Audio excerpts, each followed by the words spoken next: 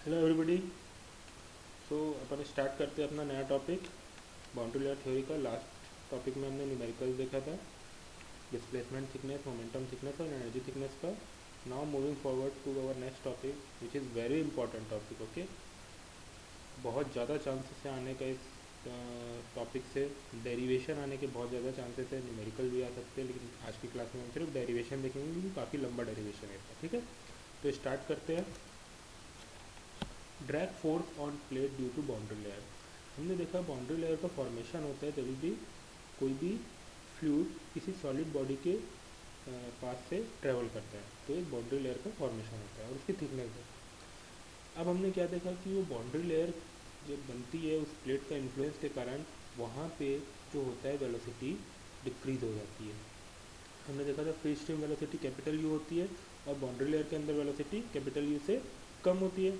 तो because of that resistance that fluid give a drag force on the plate. उसके कारण क्या होता है, उस प्लेट में ड्रैग फोर्स लगता है। तो वही ड्रैग फोर्स कितना लगता है उसकी वैल्यू अपन निकालेंगे।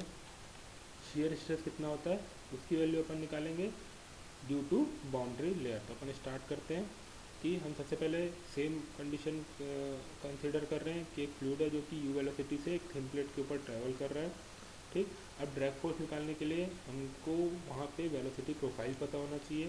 ठीक, तो हमारी वेलोसिटी प्रोफाइल हमको पता है कि it is parabolic in nature. Okay, अब इसमें हम सेक्शन ले लिए at a distance x from leading edge. ये लीडिंग एज है, यहाँ से एक्स डिस्टेंस में एक सेक्शन ले लिए ए डी और बी सी। ठीक, which is of length delta x. ठीक है, इसको जूम करके यहाँ पे भी दिखाया गया है delta x A B C D. ठीक, यहाँ पे भी दिखाया गया है। और ए डी में जो वेलोसिटी प्रोफाइल है वो जैसा हम अभी तक लेते थे वैसा ही वेलोसिटी प्रोफाइल लेंगे which is parabolic in nature. Okay, again उस वेलोसिटी प्रोफाइल में एक एलिमेंट लेंगे at a distance y from base plate. उसकी थिकनेस डी वाई लेंगे और उसकी विड्थ बी लेंगे। अभी तक जैसा करते थे डिस्प्लेसमेंट थिकनेस निकालने के लिए या मोमेंटम थिकनेस निकालने के लिए, एनर्जी थिकनेस निकालने के लिए सेम प्रोसीजर अपना रहे हैं अपन। बस अब क्या किया अपन ने, सेक्शन ले लिया। वहाँ दो सेक्शन ले लिए। वहाँ पे क्या लेते थे अपन, एक सिंगल सेक्शन लेते थे और हमारा पूरा एनालिसिस करते थे। यहाँ पे एक कंट्रोल वॉल्यूम लिए अपन। ठीक है, एक कंट्रोल वॉल्यूम लिए A B C D. Okay, तो शियर स्ट्रेस का हमको फार्मूला पता है क्या होता है, न्यूटन्स लॉ ऑफ विस्कोसिटी से tau zero equal to mu d u by d y at y equal to zero, where d u by d y is the velocity distribution near the plate. Okay, ठीक है।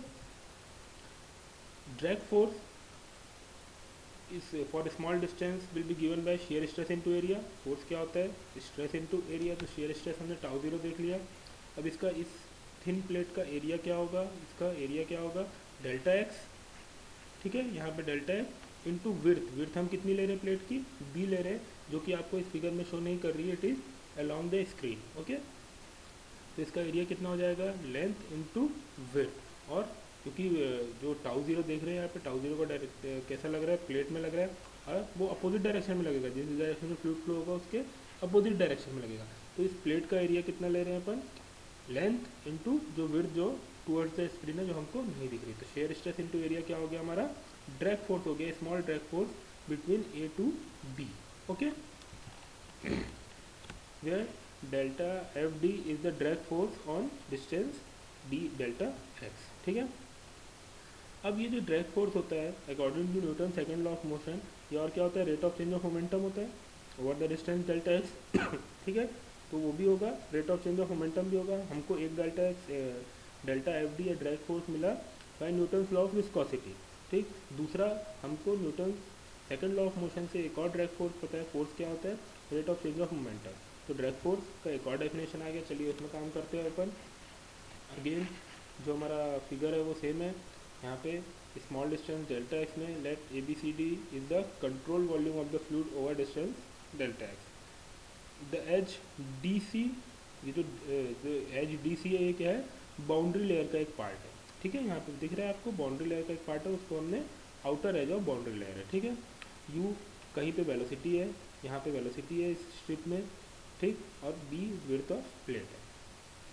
अब यहाँ से fluid flow हो रहा है, तो ये जो सेक्शन ए डी है यहाँ पे कितना फ्लूइड जाएगा, अगेन मास ऑफ फ्लूइड कितना जाएगा, density of fluid into velocity into area.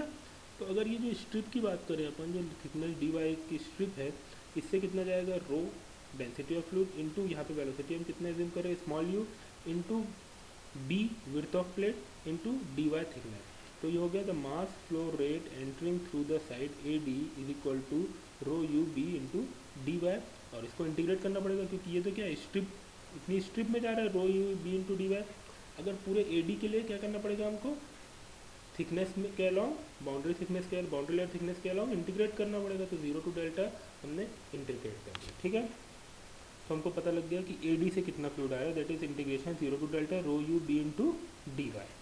अब यहाँ से जा कितना रहा है, बी सी से आगे की तरफ बढ़ेगा तो बी सी से जाएगा भी, तो क्या होगा वो, इट इज़ जितना आ रहा है ए बी से mass through A D plus change of mass flow rate along x direction over the line delta x, ठीक है। तो ये मास फ्लो रेट चेंज कैसे होगा along the delta by delta x का इसका इंटीग्रेशन, मास फ्लो रेट का इंटीग्रेशन इनटू लेंथ, ये करते आए अपन, ठीक है। हैगन-बोसले इक्वेशन में भी किया था, फ्लैट और फ्लो ओवर फ्लैट प्लेट पे भी किया था।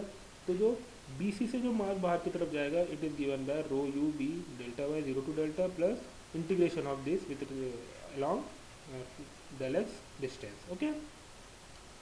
नाउ फ्रॉम कंटिन्यूटी इक्वेशन, ठीक, क्या होगा, जितना मास आएगा उतना ही मास जाएगा, ठीक है।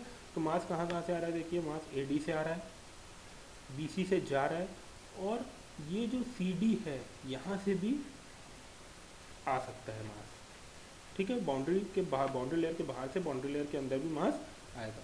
तो दो जगह से मास आ रहा है और एक जगह से मास जा रहा है। तो mass flow rate entering A D plus mass flow rate entering D C is equal to mass flow rate leaving B C. तो हमको यहाँ का एंट्री पता है, यहाँ का लीविंग पता है, तो इस इक्वेशन में हम दोनों की वैल्यू रख के यहाँ से कितना फ्लूइड आ रहा है वो निकाल सकते हैं, ठीक। तो हमने सबसे पहले mass flow rate entering D C क्या हो गया, mass flow rate leaving B C, जो कि ये है हमारा ये वाला पोर्शन है, हमने लास्ट इक्वेशन में देखा था, और mass flow rate entering A D rho into u into B into D y. तो इसको सॉल्व करेंगे तो फर्स्ट और लास्ट टर्म कैंसिल हो जाएगा, ये वाला टर्म और ये वाला टर्म कैंसिल हो जाएगा, बचेगा क्या, दिस टर्म। तो इतना mass of fluid enter from D C, ठीक है। और उसकी वेलोसिटी कितनी रहेगी, यहाँ से जो फ्लूइड आएगा उसकी वेलोसिटी कितनी रहेगी, यहाँ पे फ्री स्ट्रीम वेलोसिटी है क्योंकि ये बाउंड्री लेयर बाहर का पोर्शन है, तो यहाँ पे जो फ्लूइड आ रहा है उसकी वेलोसिटी कैपिटल यू रहेगी, स्मॉल यू नहीं रहेगी। यहाँ पे जो आ रहा है उसकी स्मॉल यू रहेगी, यहाँ पे जो जा रहा है उसकी स्मॉल यू रहेगी, लेकिन जो बाउंड्री लेयर के बाहर से आ रहा है उसकी कैपिटल यू रहेगी, क्योंकि यहाँ पे अब क्या हो गया, बाउंड्री लेयर का इन्फ्लुएंस खत्म हो गया और जो फ्लूइड है वो फ्री स्ट्रीम वेलोसिटी से मूव कर रहा है, ठीक। तो अब देखते हैं अपन मोमेंटम। तो ए डी में जो मोमेंटम आएगा इस मोमेंटम से फ्लूइड आएगा वो क्या होगा, मास, जो कि हम निकाल चुके हैं, इनटू स्मॉल यू।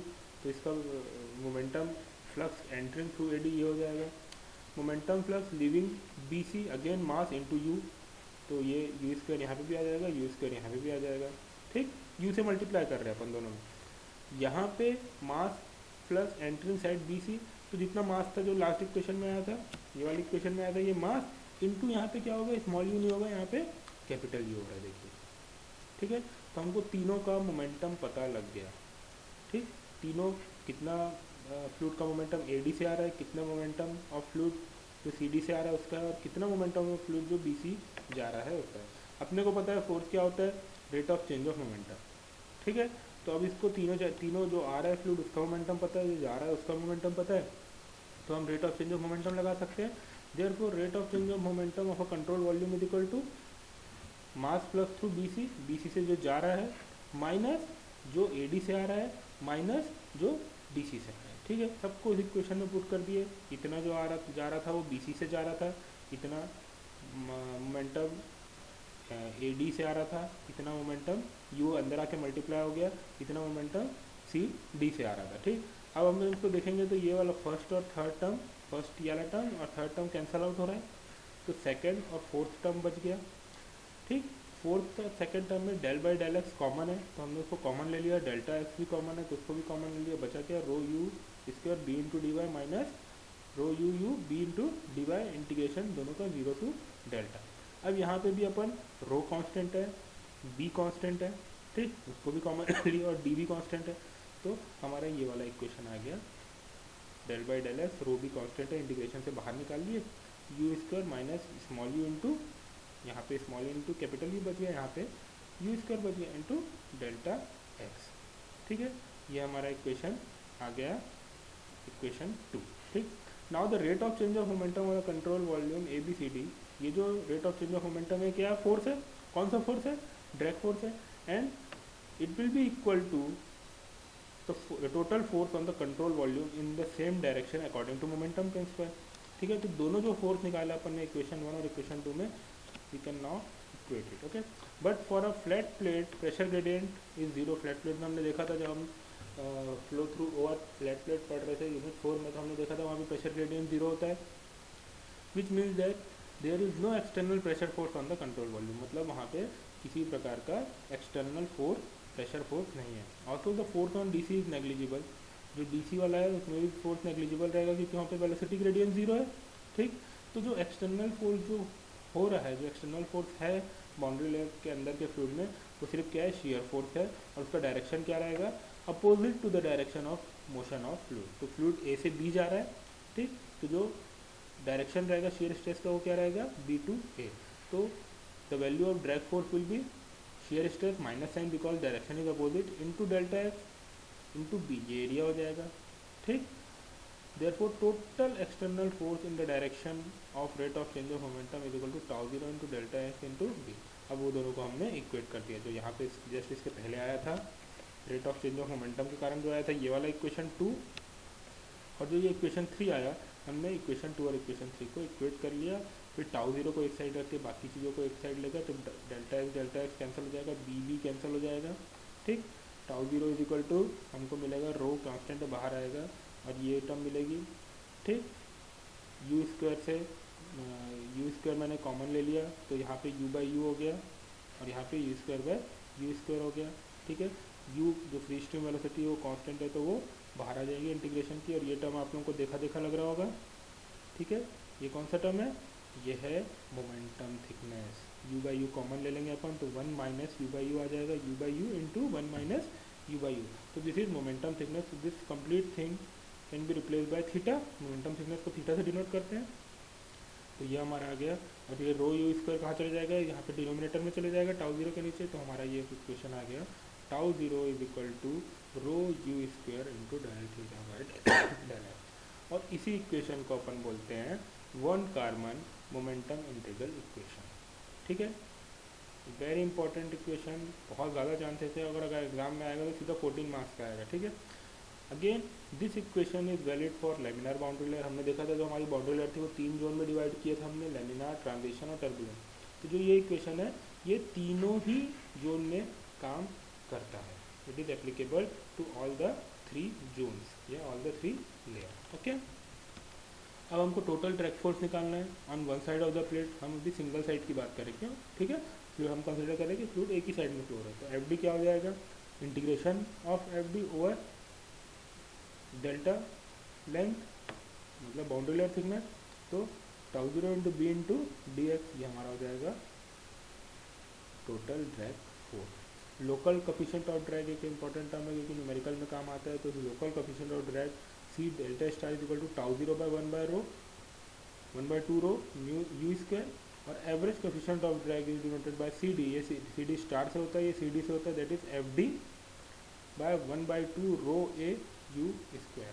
ठीक है, again boundary condition for velocity profile, एक बाउंड्री कंडीशन दी हुई है, कुछ न्यूमेरिकल में लगेगा ये जब हम सॉल्व करेंगे। तो जो हम कर चुके हैं वही सेम रिपीट हो रहा है, बाउंड्री कंडीशन यहाँ पे भी वही रहेगा। बाउंड्री लेयर की बाउंड्री कंडीशन, जब y 0 रहेगा तो u 0 रहेगा, क्यों, क्योंकि हम कंसिडर कर रहे हैं हमारा प्लेट जो है वो स्टेशनरी है, इट इज़ नॉट मूविंग।